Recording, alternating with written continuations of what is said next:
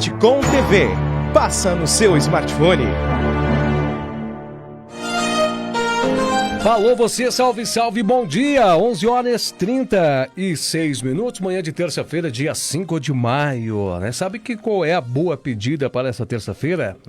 Logo mais à noite, quando as temperaturas baixarem, segundo a previsão do tempo, podendo chegar aí durante a madrugada a casa dos 5 graus, é aquele fogão a lenha bem quentinho, né? Um pinhão na chapa, se possível. Essa era a boa dica para essa terça-feira. Estamos dando continuidade às nossas programações pela Bitcom TV agora, entra no ar oficialmente o Sabe Caxias by Bitcom, trazendo para você a programação especial dessa terça-feira. E a gente, de praxe, né, dessa programação, a gente nunca está sozinho, está junto com você aí do outro lado, que faz toda a diferença. E mais uma vez nós contamos com ele, a personalidade que não somente integra, mas a personalidade que é o destaque dessa programação, Miguel Brambila, atendendo aos protocolos, né, relacionados ao Ministério da Saúde. Encontra-se ainda no seu home office, diretamente da sua casa, realizando toda a programação. Eu até acredito que no final de tudo isso vai se transformar, né, em um estúdio extensivo aqui da Bitcom TV, não tenha dúvida disso, já é, né, onde encontra-se ele, Miguel Brambila, o nosso âncora dessa programação, que chega mais uma vez para cumprimentar a todos e vai falar um pouquinho mais sobre as temperaturas que baixaram e outros assuntos relacionados à nossa programação. Bom dia, Miguel Brambila! Bom dia, Edinho, bom dia a todos, a todas, é um prazer sempre, essa alegria, essa vontade, né, essa generosidade sempre do amigo, né, é importante para que a gente melhore o nosso ânimo em tempos de pandemia e siga em frente, Edinho. Bom dia, um prazer sempre, meu amigo. Que coisa boa. E hoje estamos, né, com todo vapor, por assim dizer, né, Miguel Brambila? Muito felizes com essa programação. Estamos avançando nesse mês de maio. Muitas reflexões acho que cabe para a data de hoje, né? Nós vamos entrar numa semana, em dias onde a seara maior será recebimentos, alguns pagamentos. Muitas pessoas talvez já estão vendo, estão tentando mensurar as dificuldades de que virão, porque as pessoas estarão mais distantes. Os cumprimentos à mamãe, né, as interatividades com a família, será muitas delas virtual, às distâncias. Claro que a gente respeita algumas famílias que vão se aventurar e vão fazer os seus encontros, algo não recomendado, mas nós estamos num país democraticamente livre e trazidas as recomendações, mas fica ao critério de cada um se vai seguir ou não. Mas agora a máscara, essa não, né? A utilização de máscaras agora passa a ser obrigatório. E muitas discussões relacionadas a isso surgiram hoje pela manhã, ontem já surgiram, e hoje pela manhã nós deliberamos muitas coisas, e os órgãos administrativos dizem assim, apelamos ao bom senso de cada um de vocês para que utilizem as máscaras nos mais variados ambientes. Miguel Brambila, o que a gente pode destacar sobre isso já no início da programação? É verdade. Bom, a minha mãe é nossa fã número 1, né? A dona Marisa Brambila, ela tem 76 anos, Edinho. Uhum. E desde que começou ainda espontaneamente essa questão aí da Covid-19, nós nos falamos só por videochamadas. E ela mora no outro bairro aqui, bem pertinho, né? Nós tínhamos por hábito nos ver todos os dias, pessoalmente, ou quase todos os dias, tomávamos aquele café. Ela é uma pessoa assim, bastante envolvida nas questões, né? Ela tem bastante conhecimento, aliás, até o fato de eu ter essa personalidade devo muito aos meus pais, né? Meu pai que comprou sempre muitos livros. Desculpa e a minha mãe que sempre... Pois não, Edinho. Desculpa interromper, eu quero só enfatizar o quanto é importante a base, gente. O quanto é importante a base. E você não precisa ter, né, uma base financeira. Você tem que ter uma base de atitudes. Né? Porque as pessoas incorporam, né, Miguel? As pessoas incorporam suas atitudes. Você pode ver que quando você chega a uma fase adulta, você diz assim, olha, eu tinha um pai que lia muito, eu tinha uma mãe que lia bastante, né? Eu tinha um pai que fumava, eu tinha um pai que bebia. O que acontece? Esses gestos são incorporados aos seus filhos e o legado você deixa pelas suas atitudes, né, Miguel? Sim, a importância da família, né? Você verdade. que é pai também sabe disso, né? Então, nessa questão é importante que o pessoal compre o seu presentinho, sim, né? Não importa o valor, se não conseguir, mande pelo motoboy, se não puder ir pessoalmente, né? Pelo menos tente fazer alguma homenagem online, mas precisamos movimentar a economia, isso é importante. Importante porque nós estamos aí num momento bastante complexo, né?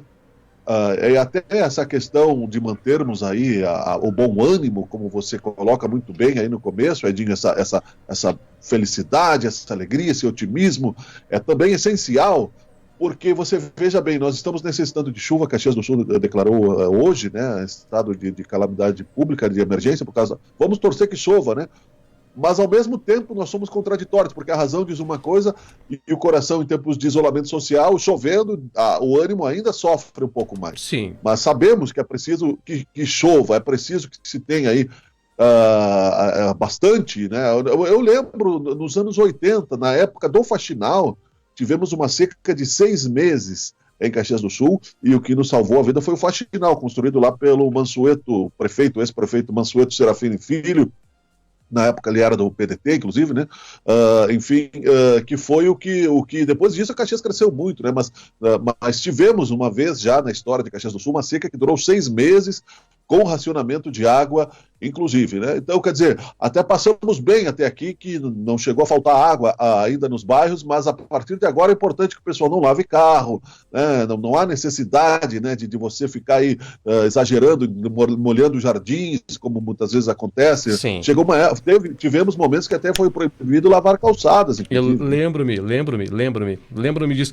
Inclusive, era muito curioso de ver, Miguel Brambila, que nesses períodos de apelo social, muitas pessoas faziam um protesto contra a administração da época e lavavam calçadas, regravam plantas, faziam totalmente o contrário, mas não era pelo abuso da água, era um protesto contra a administração, pessoas contrárias, né, à administração e o próprio decreto administrativo, pessoas que não tinham esse entendimento como nós temos hoje, né, não julgando-os, cada um a seu momento, a sua fase, mas que chama a atenção que as pessoas faziam um apelo, não, eu não vou seguir esse decreto porque eu não acredito no que o prefeito diz, eu não estou confabulando com essa estrutura do governo, eu vou seguir lavando. Muitas pessoas faziam isso, algo que eu recordo-me bastante, porque muitos achavam absurdo e outros faziam como meio de protesto.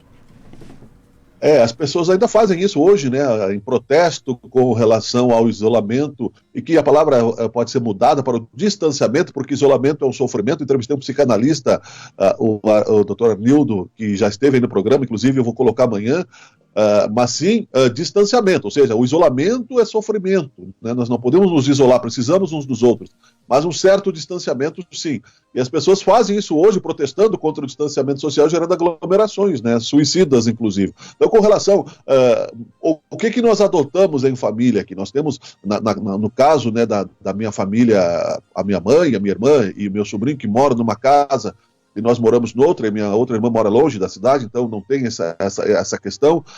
Nós não vamos lá, tem a cuidadora lá, que é a minha irmã nesse momento, e nós não vamos lá, porque você imagine se, por acaso, nem seja você que contaminou a pessoa, né?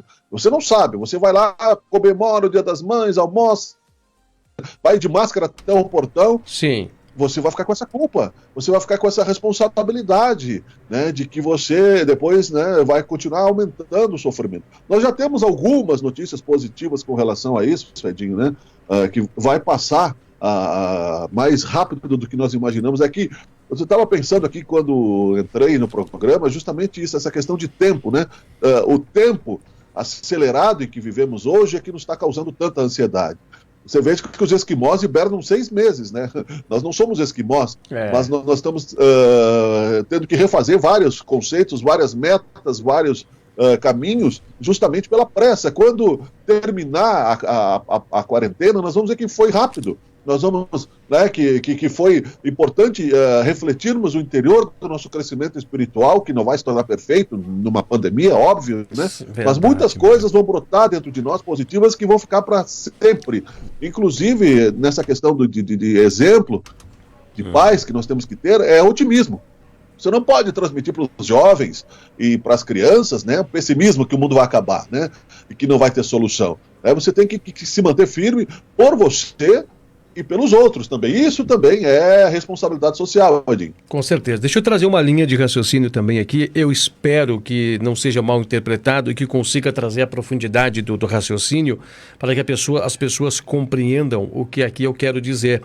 A gente muitas vezes está percebendo agora o quanto é complicado nós ficarmos dentro de nossas casas, e há uma incoerência humana, porque é o local que nós mais investimos no conforto, é para poder ficar em casa, e agora a gente não aguenta mais mais ficar em casa. Mas eu queria fazer um raciocínio, né, para que nós paremos para raciocinar sobre o tédio das quatro paredes, o tédio de muitas vezes das horas que não passam, o entediamento que ocorre nas nossas casas, e nós parar para raciocinar como é que é um sistema prisional.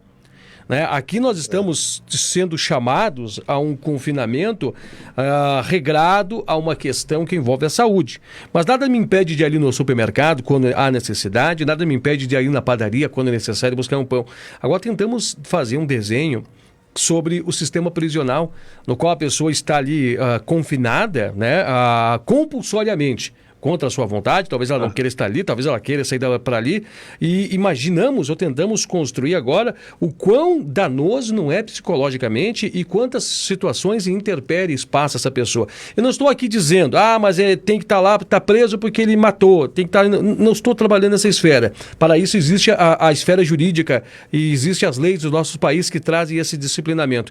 Eu estou falando por um lado mais humano, né, um lado mais filosófico, para nós raciocinarmos o quanto é difícil viver confinado em paredes, Miguel. Com certeza, é difícil sim, né? Os nossos presídios, aliás, é uma pauta interessante, né, em tempos futuros, de conversarmos sobre essa questão da regeneração, da ressocialização.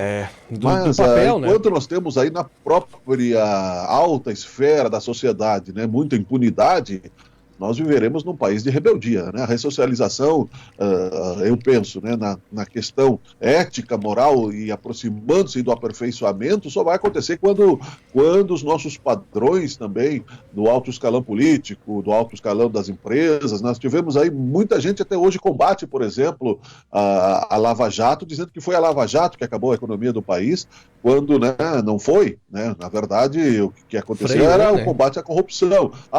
Eu vi, inclusive, isso, a Odebrecht, né, foi destruída pela Lava Jato. A Odebrecht roubou muito do país, né?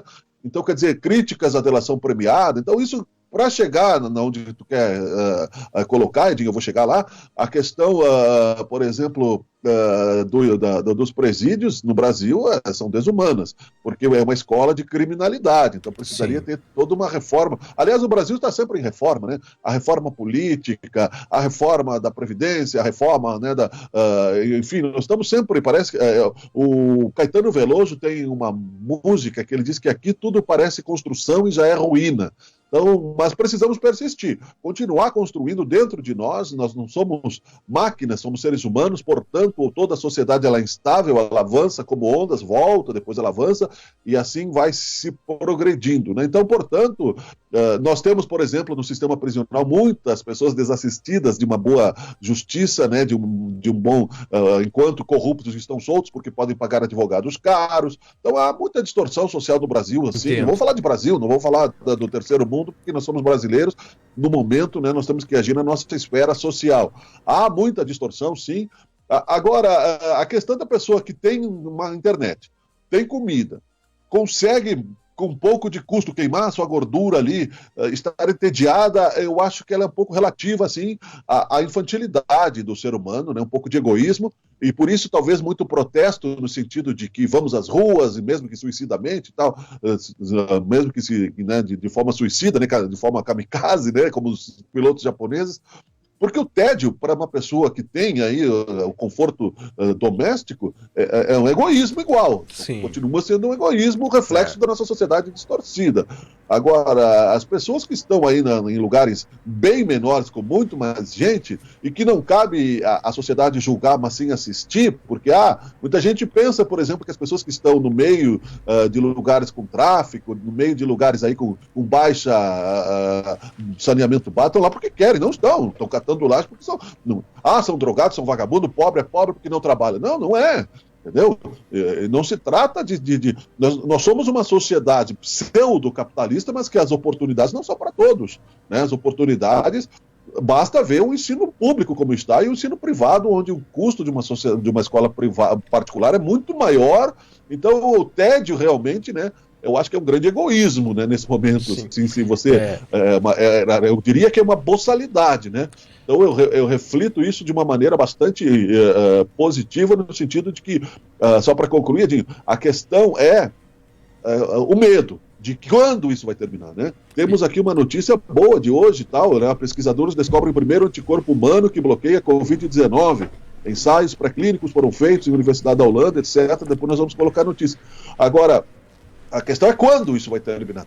Por exemplo, só para um adendo, por exemplo, das questões dos relacionamentos, né, homem e mulher. Quando é que você vai voltar a ganhar dinheiro? Muitos, né, vão ficar privados, quem é que vai sair de casa, quem é que não vai? Muitas coisas vão se resolver nessa questão aí, e outras não. Muitas coisas no plano de fundo, mas uma observação também, né? Você estava falando sobre as esferas políticas, as pessoas, nós temos que fazer uma radiografia, nós temos que ter essa certeza em nós, que a política brasileira hoje é só o reflexo do que somos em sociedade. É corrupção. A sociedade é corrupta. Claro. Mostra o aglutinamento de tudo que representa a sociedade brasileira que está aglutinada hoje nos nossos políticos. Uma vez eu participei de um treinamento, né, para desenvolvimento de lideranças, e eu achei muito interessante que o ministrante ele disse o seguinte para nós. Ele falou assim, que toda pessoa que ela busca, Miguel, ter, né, a capacidade de ser um líder, tenha a certeza que todos os seus liderados seguirão o seu exemplo. Então, o que a gente analisa hoje, trazendo isso para a esfera nacional hoje? Que nós estamos seguindo o exemplo dos nossos políticos, nós estamos seguindo o exemplo das nossas cabeças maiores. E é fato de ver isso. Quando você diz assim, ô fulano, você está furtando ali, desviando água. Ô fulano, você está fazendo isso. Mas os meus políticos fazem também, eu vou fazer. Então, a gente acha argumentações baseadas em nossos gestores maiores para poder achar desculpismo sobre o que nós fazemos. Se você perguntar hoje, ô fulano, você roubou o carro do fulano? Mas olha como é que está nosso país, os políticos roubam mais. Então, a gente está procurando esse desculpismo, procurando observar quem são os nossos gestores, a forma que eles agem para também agir. E muitas vezes esse descontentamento social, essa generalização de descontentamento social, está nisso. A gente não está vendo ali, aglutinado naquelas esferas ainda, não estamos vendo ainda coerência, imparcialidade e o olhar cívico, um olhar estadista, olhar pelo povo, olhar por todos, porque todos nós somos o Estado e a nação brasileira. E quando a gente não tem ainda, né, essas pessoas capacitadas, gabaritadas, é porque a sociedade como um todo ainda não está capacitada para tanto, Miguel. Eu acho que a educação é que falha no Brasil, Edinho. Nós temos falado sobre isso, né? Teríamos que nos reeducar há 4, 5 gerações atrás para que nós pudéssemos, então, voltar. Mas isso não é possível, né? Não é possível. Então, porque às vezes, inclusive, né, muitas pessoas, quando recebem a oportunidade, por não estarem acostumados com isso, né, não querem ter aí um avanço, porque estudar dá trabalho, você lê, criar um hábito, né, que não foi criado na infância, então você veja a importância da família. Nesses momentos aí, quem pode, né, porque eu acho que até meio que nesse momento de dificuldade é até vergonhoso você dizer, não, eu engordei em períodos de quarentena, né, isso nós já falamos, né, eu estou aqui, né, mas algumas coisas, claro, a gente não fala só para... a gente tem que entender que muita gente, né, tem também aí as suas possibilidades.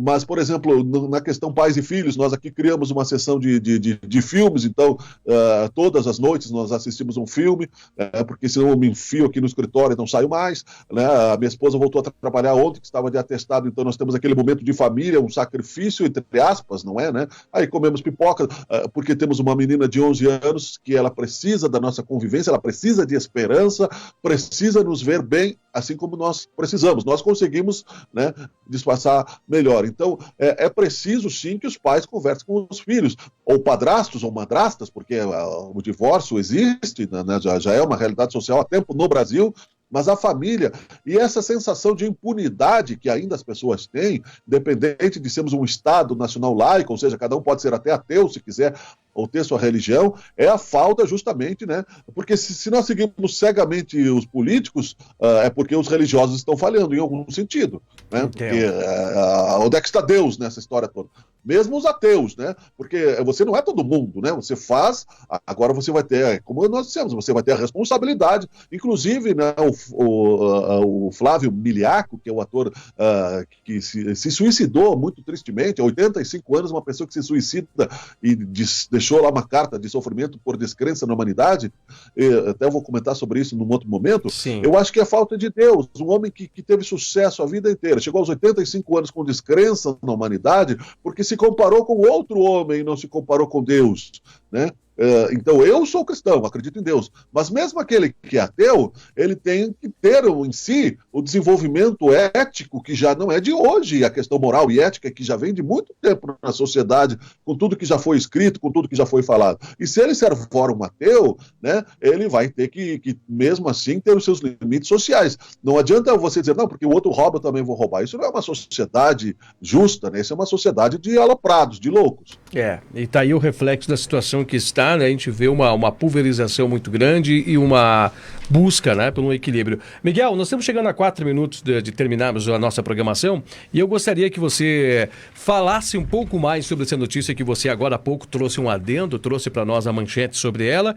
Parece que surge, né, uma luz. E eu digo para você, Miguel, talvez dentro dos meus achismos, de forma muito rápida. Por que eu falo isso? Porque até hoje há experiências para a busca da cura da AIDS não encontraram, até hoje estão tentando buscar formas de contornar o câncer, também não está, né, uma cura definitiva, e tantas outras doenças que ainda não encontraram-se curas definitivas. A exemplo da gripe. A gripe ainda não foi erradicada do mundo, e parece que surge uma luz aí, Miguel. Pesquisadores da Universidade de Utrecht, na Holanda, divulgaram nesta segunda-feira ter identificado o primeiro anticorpo monoclonal, totalmente humano, capaz de impedir que o vírus SARS-CoV-2, o novo coronavírus, infecte as células, né? Então, publicada na edição online da revista Nature, a descoberta surge como o primeiro passo para o desenvolvimento de um tratamento eficaz, seja para tratar ou para prevenir a Covid-19, que já infectou mais de 3,3 milhões no mundo, com mais de 235 mil mortes. Ou seja, a vacina e o remédio vão surgir ao mesmo tempo. A partir disso, há um núcleo, né, de pesquisadores no mundo, né? Enfim. Segundo aí, esta pesquisa baseia-se no trabalho que nossos grupos fizeram no passado em anticorpos direcionados ao vírus da gripe SARS, que surgiu em 2002 e 2003, afirmou aí o pesquisador, professor e líder da pesquisa da Universidade de Utrecht, na Holanda. De acordo com o Bosch, o anticorpo identificado foi extraído de uma coleção de anticorpos que também neutralizam a SARS, que era uma gripe, em culturas de células in vitro. Enfim, né, a notícia estará postada aí no Sabe Caxias também, bacana, e aqui eu vou botar o link no programa. Nós temos que nos focar nisso, é rápido. Para um tempo passado, por exemplo, porque o conhecimento se triplica no mundo a cada 3 dias, né? Ele se triplica a cada 3 dias. Ou seja, mais ou menos essa Entendi. A informação mundial. Antigamente era muito lento, até nós descobrimos a roda. Veja, Dinho, que nós andamos a cavalo até cerca de 200 anos atrás, quando começou a se inventar os motores, né, movidos a gasolina, a carvão e a vapor, etc. Né? E em menos de 200 anos chegamos, né, à nanotecnologia. Então, é certo que é mais rápido. Acontece que o nosso conceito de tempo, né, está distorcido. Né? Você veja que as nossas ansiedades, então essa é a doença que nós temos que curar da alma dentro de nós. Então fecha-se, né, no distanciamento social, através disso, as portas, vamos dizer, da liberdade plena, para que a gente possa crescer interiormente. Agora, se você é um ateu, se você não acredita, né, a tua pesquisa ainda tem que ser feita, porque é racional de nós que queremos existir, que queremos permanecer vivos, né, que pensemos que a vida continua, que acreditemos que não somos só isso que nós estamos vendo neste momento, que não somos, então, que não cheguemos aos 85 anos, como Flávio Miliaco fez, infelizmente, para ele, e acabemos com a nossa vida por descrença na humanidade e em nós mesmos, né, um homem de sucesso, mas saibamos, né, que apesar de nossas dores, existe algo mais que isso, a ciência, inclusive, já comprova também isso, E não é somente filosofia, não é somente empirismo, é fato científico, né? E que nós vamos superar, assim, o mais rápido possível, de acordo com o nosso merecimento, com a nossa boa vontade, essa questão da doença. E depois, né, como refazer as questões econômicas, talvez com mais solidariedade, como dissemos, né? O que adianta, por exemplo, alguns terem alta tecnologia e outros viverem no esgoto, né? Que civilização é essa? É verdade. Né? É isso que essa é a lição, Edinho. Numa outra análise também, de outro formato, mas com o mesmo sentido, o que adianta irmos à Lua se na África tem gente passando fome? Não precisamos ir na África, aqui no Brasil, né, tem gente passando fome. O que temos de comemorar com isso, né? Miguel Brambila aqui nos manda embora hoje ao relógio, mas referente à questão do ator, né, e nós podemos ampliar isso amanhã, cabe-se uma grande reflexão deixada pelo nosso grande mestre dos mestres, Jesus Cristo, né? Falando mais na área filosófica, ele diz, né, guardai-vos o vosso tesouro onde a traça e a ferrugem não consomem. O que significa isso? Nós entendemos, né, o verdadeiro peso e o transcendentalismo da vida, as coisas transcendentais, porque quando a gente deposita tudo os nossos patrimônios simplesmente no peso materialista, a gente esquece que essas coisas são pó e nada significam, né? Pode haver uma estrutura. Olha para hoje, vê os valores das estruturas. Quanto que vale hoje um avião, Miguel Brambila? Não vale nada. Ninguém quer avião hoje, não vale nada. Amontoados de milhares de dólares sem valor nenhum. Então, aonde é que está o verdadeiro valor das coisas, né? Aonde que está o verdadeiro valor hoje de uma aeronave? Aonde está o verdadeiro valor do combustível que é nessa aeronave? Aonde está aquele valor todo que todo mundo tinha? É só uma base para você raciocinar. Então, possivelmente, talvez, né, foi depositado valores errados. Quando a gente vê o carinho da plateia, a gente vê aquele carinho do público, a gente associa que isso é o maior presente que nós possamos ter. E é um presente. Mas que a gente vê que isso some, a gente encontra assim, na nossa maior dualidade, que é com nós mesmos, olhando-se, por assim dizer, no espelho, a gente vê que somos humanos, como todos tais, e nos encontramos, talvez, perdidos, né? Não entendendo que o nosso tesouro está. Nós temos que guardar, é muito além disso. Miguel, desculpa, eu acabei rompendo aqui, tentei trazer um pensamento filosófico, rompi o período do programa, 12:02, mas foi gostoso tomar esse café contigo. Eu quero repetir esse café amanhã, a partir das 11h30, Miguel. Claro, estaremos juntos aqui, Edinho. Vamos falar um pouco também sobre arte, né? A arte é um pouco triste às vezes. A Elis Regina, né? A Almir Blanc também, né? Morreu ontem da Covid-19, né? O Bêbado e o Equilibrista, autor de várias músicas com João Bosco, né? Um psiquiatra, e não tinha dinheiro também, né? Para compositor nacional. Conheço outros casos também, assim, né, onde o artista, com muita empatia, com muita sensibilidade, acaba muitas vezes, né, sem dinheiro. E outros, bom, enfim, mas você falou bem, né? Jesus Cristo disse também uma coisa, né? Buscar primeiramente o reino de Deus e o resto vos será dado por acréscimo. Até hoje nós estamos, né, no labirinto, né, do zigue-zague. Caímos agora no labirinto da Covid-19, do coronavírus, mas nós vamos superar, Edinho. Vamos, bem, muito obrigado. E amanhã será um outro dia, e obrigado porque renovamos as energias aí com a tua presença também, com o público. Já me sinto melhor e vamos torcer para que continue chovendo. Chove sem parar, e nós precisamos de água. Miguel Brambila, também faço da fechamento das mesmas palavras, né? É uma energia que nós tomamos, é uma pílula que, sem sombra de dúvida, trará uma energia e salutar para nós enfrentarmos esses dias e a renovação na fé, na esperança e nas bases do que nós temos, né?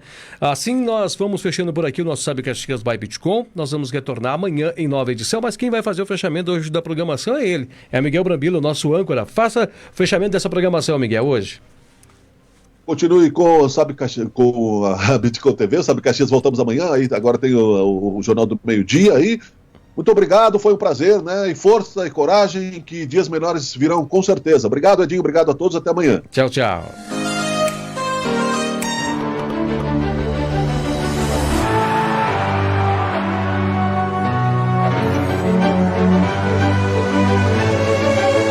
Bitcom TV, passa no seu smartphone.